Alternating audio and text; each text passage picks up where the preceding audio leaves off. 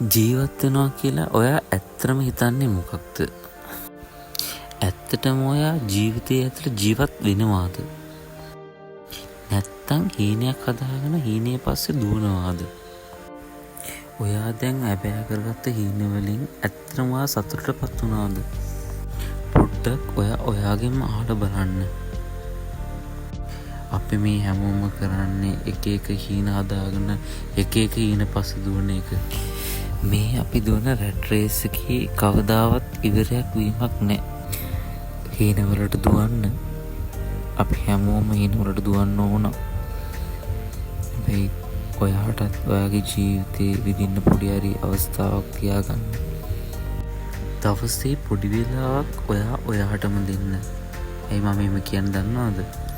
ඔයාට ඔයාගේ ජීවිතේ විඳින්න වෙලාවක් ඕනමයි. දවසේ පොඩි වෙලාවක් වෙන් කරගන්න.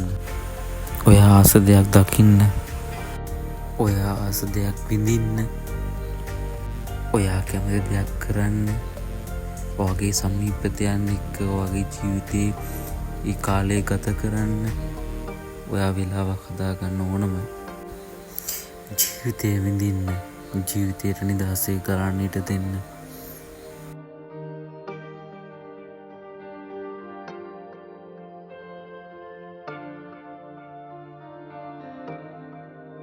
ජීවිතේ විඳින්න. ජීවිතයට දෙන්න නිදහසේ ගලන්න.